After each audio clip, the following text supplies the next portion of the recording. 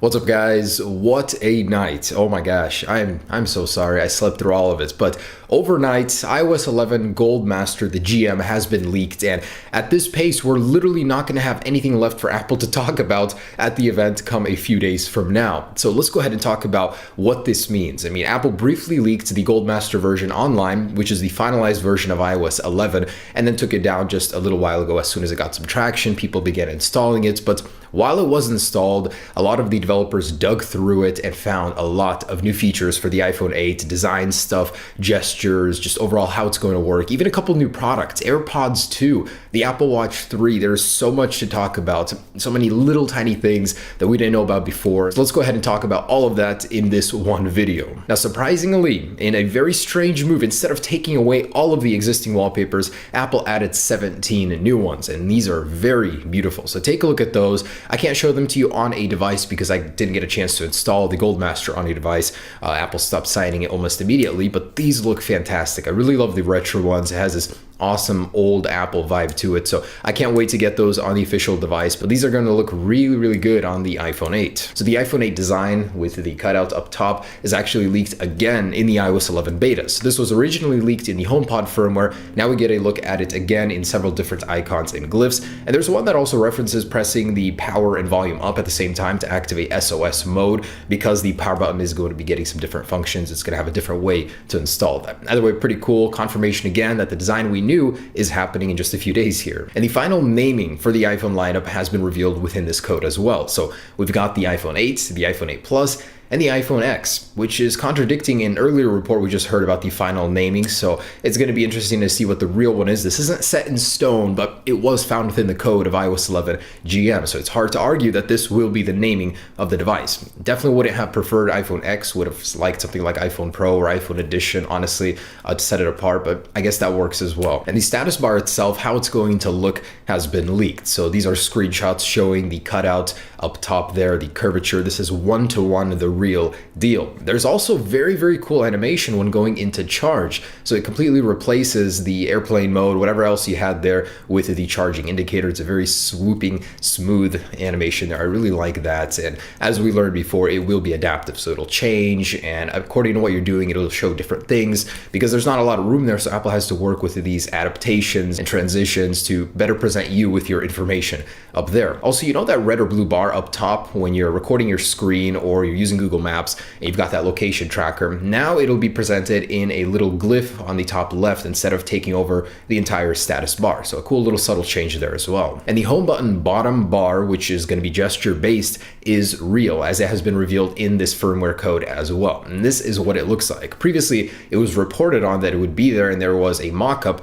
but this is the actual look at it. And as you know, this will be replacing the home button entirely with gesture control and everything like that. And this is actually how the keyboard will look on the iPhone 8. Not too different. I noticed that they actually pushed it up a little bit to make it easier for your fingers to reach, so I like that. It's going to be very comfort based, and with that bottom bar on the bottom, that might be what that looks like. Also confirmed is that the iPhone 8 will be all gesture based. So instead of having a virtual on-screen home button, you'll just have swipes. Swipe to go up into the control center, go up into the app switcher, or with all the way push, you'll go back to the home screen. So there will be a lot of gesture based stuff, and now it's been actually confirmed from within the code. There's also a new portrait lighting mode. Now this will go into beta very likely at the beginning, but it uses some sort of flash and light manipulation to give different effect while taking pictures using the portrait mode. So the portrait mode is going to get a lot smarter with the iPhone 8, but likely will still be in beta. And the actual video capabilities of the iPhone 8 have been leaked. It'll be capable of 4K at 60 frames per second, that was earlier predicted, as well as slow motion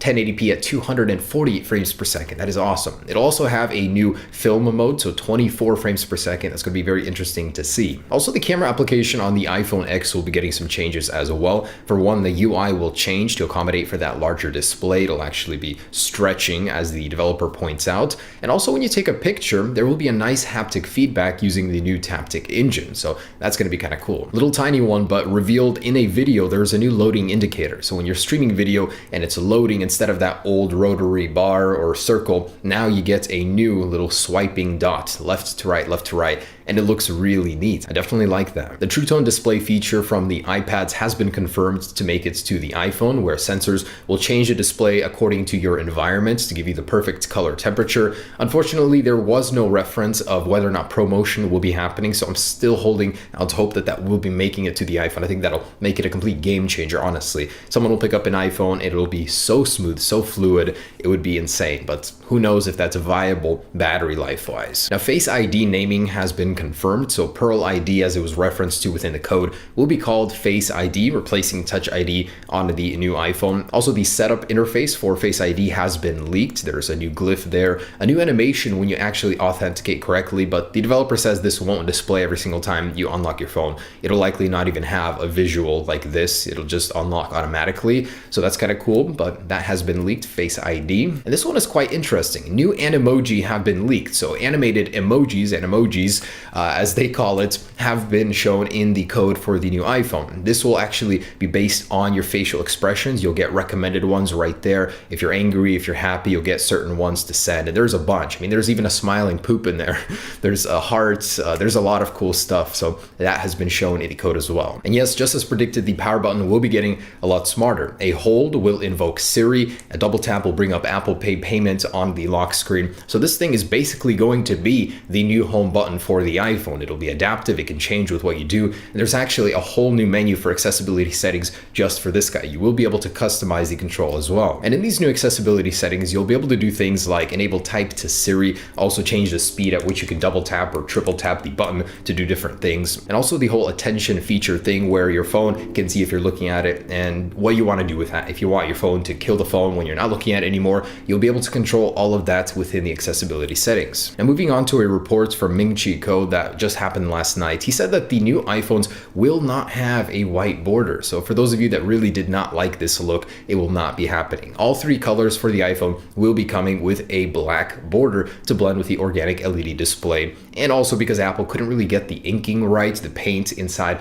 of the glass, so they're not doing the white regardless for both of those reasons. And back to the iOS 11 Goldmaster. So the Apple Watch 3 LTE has been leaked and it looks pretty slick. I'm liking that. Now in the crown, the digital crown, you can see that it has been filled in with a color, and I'm sure that color will change depending on which color of the watch you get, but that is pretty cool. It might be an antenna for the LTE. It might represent that that's an LTE phone. And the interesting thing is that Tim Cook was seen wearing this very same style in an interview a long time ago. So he's been very obvious about testing that in public, as we didn't know. We just thought it was a custom-based Apple Watch. And there will be two new colors for the Apple Watch LTE. There will be a blush gold matching this one on the iPhone 8, as well as a ceramic gray. Also, both of those will be available in the sport models. So that is pretty cool. Overall, though, it looks pretty similar to the old one, very same form factor. I didn't notice much of a difference. It doesn't look slimmer or anything, but that's good. I like the form factor. I really don't think a round Apple Watch would make as much sense. And an actual screenshot from the Apple Watch 3 LTE model has been leaked, showing the new icon for the iPhone in the Apple Watch Control Center, as well as a signal bar for LTE. And the actual way LTE is going to work has been revealed in some code as well. You will actually have to pay for it with your carriers, but at first it's been referenced that you might get free trial to test that out and in sync with your iPhone. So you're actually going to get the same phone number for both devices, and they will be able to work independently. So you don't have to have one or the other to answer calls or messages. And super cool, there will be new AirPods. I don't know if this will be an AirPods 2 type of deal or just a very small updates to the AirPods, but there is a slight change. So new animations have shown the design of the casing for the AirPods, and the charging indicator is now on the outside, not on the inside of the case. A very small change. I like it. It is a good one because it shows you when your device is charged or not, or charging without having to open the casing. You know, it looks good, but will there be any other change? We don't know. The actual naming for the AirPods has changed from 1.0 to 1.1 internally, meaning it could be a pretty big hardware revision, something maybe like better battery life, better range, better sound quality, who knows, we'll have to see. And these images shared from within Foxconn, apparently these are crates and crates full of the new iPhone 8. Stare longingly, but